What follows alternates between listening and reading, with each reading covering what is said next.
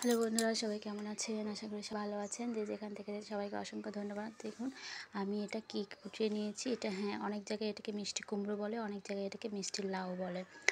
So দেখতে কতটা সুন্দর আমি কুচিয়ে নিয়েছি এবং আমি সামান্য পরিমাণ জলে একটু হালকা করে গরম করে নেব বা হালকা করে একটু ভাপিয়ে নেব, একদম বেশি করে নয়। সো এটা দিয়ে দুর্দান্ত এবং দারুণ মজার পকোড়া তৈরি করব, যার জন্য আপনাদের শুরু থেকে শেষ পর্যন্ত দেখতে হবে। সো অবশ্যই লাইক কমেন্ট করে চ্যানেলটি সাবস্ক্রাইব করে আমার এই ছোট্ট চ্যানেলে সবাই পাশে থাকবেন। সো দেখুন আমি কিন্তু সামান্য পরিমাণ সিদ্ধ করে নিয়েছি। এবার আমি এক এক করে উপকরণগুলো এর ভিতরে দিয়ে দিব। এই মিষ্টি কুমড়ো বা মিষ্টি লাউয়ের পকোড়া কিন্তু দুর্দান্ত।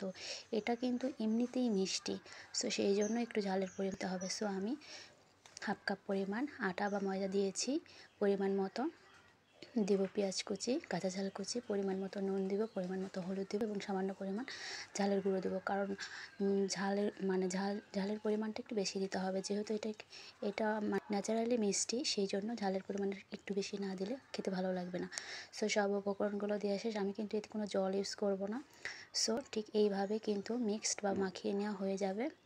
দেখুন আমি মাখিয়ে নিচ্ছি, মিক্সড করে নিচ্ছি। এটা খেতে যে কী দুর্দান্ত, আপনারা বাসায় ট্রাই না করলে বুঝতেই পারবেন না। সো আমার কিন্তু মিক্সড করা বা মাখিয়ে নেওয়া হয়ে গেছে।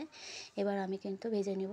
সো এটা করতে একদম 5 মিনিট লাগবে, তার বেশি একদমই লাগবে না। সো খুবই কম সময়ে কিন্তু এটি তৈরি করা হয়ে থাকে। সো দেখুন আমি কিন্তু ভেজে, আপনারা শুরু থেকে শেষ পর্যন্ত দেখতে থাকুন এবং আপনারা সকাল বিকেলে নাস্তার জন্য বা যে কোনো সময়ের জন্য আপনারা এই সামান্য উপকরণ দিয়ে এই মজার পকোড়াটি তৈরি করে পরিবেশন করতে পারেন পরিবারের সকলে মিলে।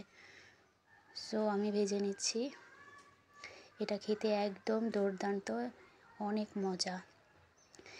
আমরা কিন্তু বাসাতে সামান্য উপকরণ দিয়ে এটি কিন্তু তৈরি করে নিতে পারি, এতে কোনো বাড়তি কোনো কিছুরই প্রয়োজন নেই।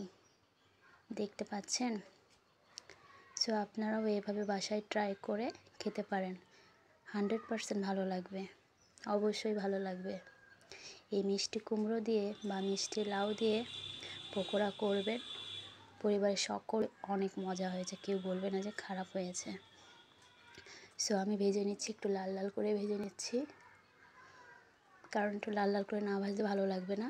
সেই জন্য চুলার আঁচ একদম লো থেকে লো করে দিতে হবে, বেশি পরিমাণে চুলার আঁচ দেওয়া যাবে না। সো বন্ধুরা আমার কিন্তু হয়ে গেছে, এবার আমি নামিয়ে নিচ্ছি। আপনারা দেখুন কিন্তু নামিয়ে নিচ্ছি, কালারটা কিন্তু জাস্ট ওয়াও এসেছে। খেতে কেমন হবে গেস করুন। সো আমি এক এক করে নামিয়ে নিচ্ছি মিষ্টি কুমড়োর পকোড়া। সো দেখুন আমি প্রতিদিন চেষ্টা করি আপনাদের সঙ্গে কোনো না কোনো কিছু শেয়ার করার।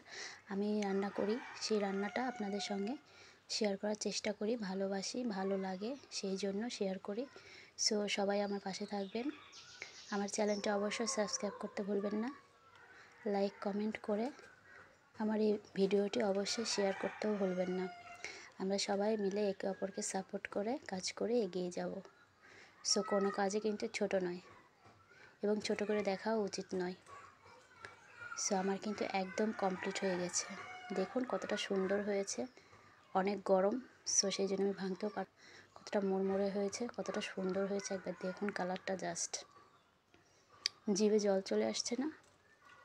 একদম দুর্দান্ত হয়েছে, খেতেও ইয়ামি হবে, বোঝাই যাচ্ছে কিন্তু। ঠিক আছে, সো আপনারাও বাসায় ট্রাই করবেন এই মজার পকোড়াটি এবং ট্রাই করে কেমন হয়েছে অবশ্যই কমেন্ট করে জানাবেন। আর আমি 100% শিওর আপনাদের ভালো লাগবে। সো আমি খেতেই পারছি না, অনেকটা গরম, জাস্ট ওয়াও অনেকটা গরম, তবুও আমি আপনাদের সঙ্গে শেয়ার করছি। অনেকটা সুন্দর হয়েছে আর অনেকটা গরম, যেই জন্য আমি বলতেই পারতেছি না। সো আপনারা সবাই পাশে থাকবেন, সবাই মিলেমিশে আমরা এগিয়ে যাব। সবাই সুস্থ থাকবেন, ভালো থাকবেন। সবাইকে আবার অসংখ্য ধন্যবাদ আমার ভিডিওটি দেখার জন্য। টাটা।